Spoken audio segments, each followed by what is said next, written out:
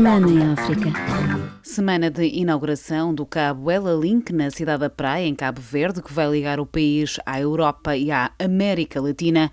Semana em que, em Angola, ao Tribunal Constitucional começaram a chegar as candidaturas dos partidos para as eleições gerais de 24 de agosto. Semana de novo elenco governativo na Guiné-Bissau. Semana em que Moçambique foi eleito membro não permanente do Conselho de Segurança das Nações Unidas e prometeu ser a voz de África na ONU.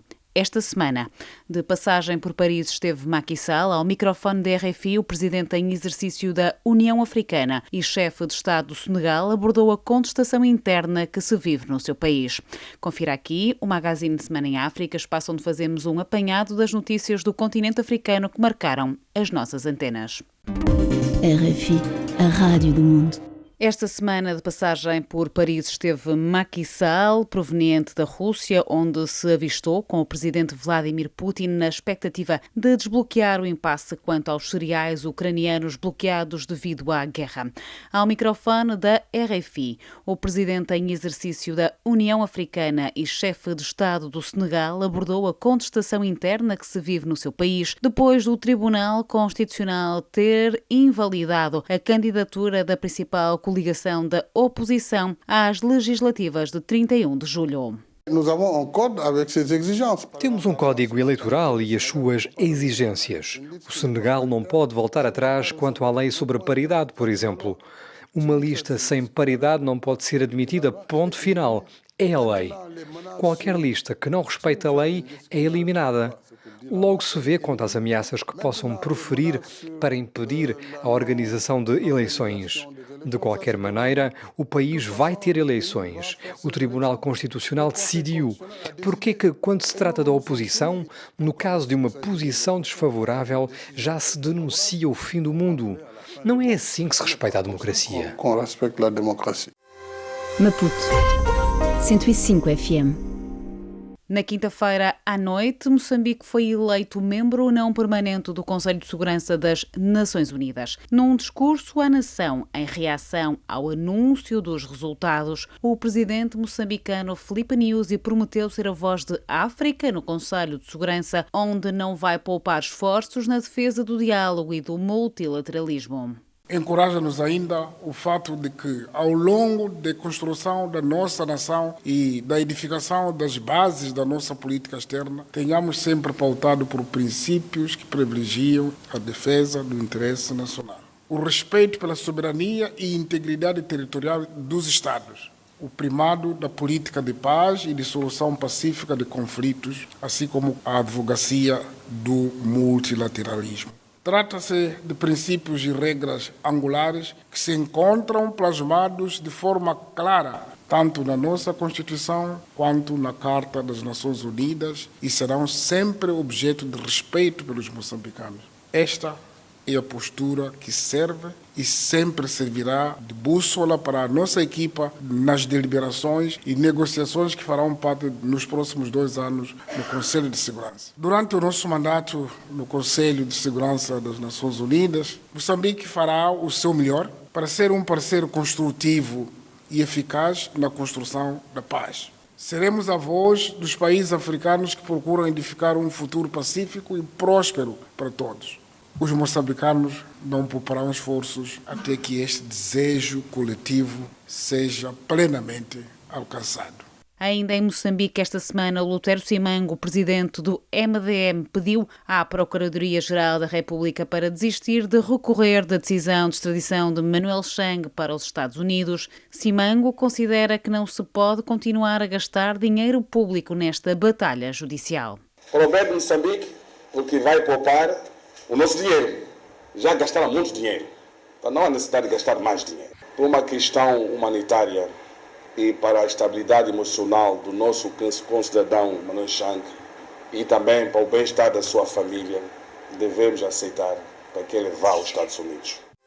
Bissau, 94 FM. A Guiné-Bissau deu a conhecer esta semana o novo elenco governativo de iniciativa presidencial, composto por 24 ministros e 12 secretários de Estado. O PAIGC não integra o novo governo. Durante a cerimónia de tomada de posse, o chefe de Estado guineense, Umaru Sissoko Embalo, lamentou que o PAIGC não tenha integrado o novo executivo, mas enalteceu o facto do partido se mostrar disponível para coabitar com a presidência da República. Na antena da RFI, o primeiro-ministro guineense, Nuno Nabia, lembrou que foi o PAIGC que descartou participar neste governo, não obstante o repto que lhe tinha sido lançado. É um governo de iniciativa presidencial. O presidente teve essa amabilidade de convidar todos os partidos a fazerem parte deste governo. Infelizmente, houve negociações. Elegitei o vice-primeiro-ministro para negociar com o PAIGC e decidiram não integrar o governo. Portanto, isto é decisão unilateral do PAIGC. Nós não podemos aqui dizer algo mais do que isto. RFI. Em Angola, a semana fica marcada com a intensificação das atividades dos partidos políticos concorrentes às eleições gerais de agosto próximo. Já decorre o período de apresentação das candidaturas ao Tribunal Constitucional, como referiu nas nossas antenas o nosso correspondente Avelino Miguel. Com a entrada em vigor do decreto presidencial que convoca as eleições, os 13 partidos políticos concorrentes têm 20 dias para apresentar as suas candidaturas no Tribunal Constitucional. Só os partidos que forem validados pelo Tribunal Constitucional é que estão habilitados a concorrer e a receber o apoio financeiro do Estado para sustentar o processo eleitoral. Ainda em Angola, a Comissão Nacional Eleitoral lançou na quarta-feira a campanha de educação cívica e eleitoral com o objetivo de munir os eleitores com ferramentas em torno do direito ao voto. Nos nossos jornais, Lucas Quilundo, porta-voz da CNE, explicou o processo e assegura que é compatível com a campanha política em curso. A campanha está estruturada em 3 fases, portanto, sendo que a primeira fase está relacionada com as eleições gerais.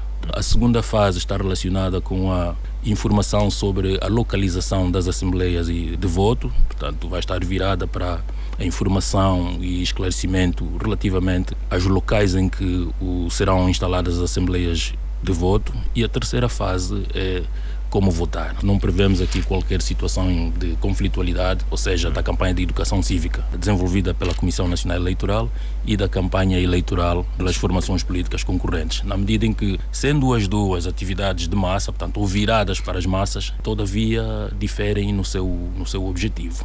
Na quarta-feira, o governo angolano entregou as ossadas de 4 vítimas do 27 de maio de 1977, entre as quais os restos mortais de Nito Alves, líder de uma alegada tentativa de golpe de Estado. De novo, Avelino Miguel, o nosso correspondente em Luanda, deu-nos mais informação. Numa cerimónia presenciada por membros do Executivo, dirigentes de partidos políticos, personalidades da sociedade civil e religiosos, foram entregues as ossadas de 4 dirigentes do partido no poder, o MPLA, entre os quais de Nito Alves, que foi o líder da intentona golpista.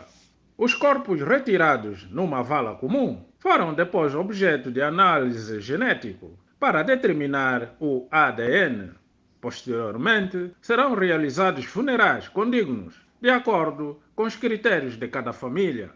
Nito Alves e outros dirigentes do MPLA criaram uma corrente contestatária no seio do partido, que culminou em maio de 1977 com a tentativa de substituir o governo liderado por Agostinho Neto. A intentona golpista foi reprimida com o apoio de missões militares da então União Soviética e Cuba.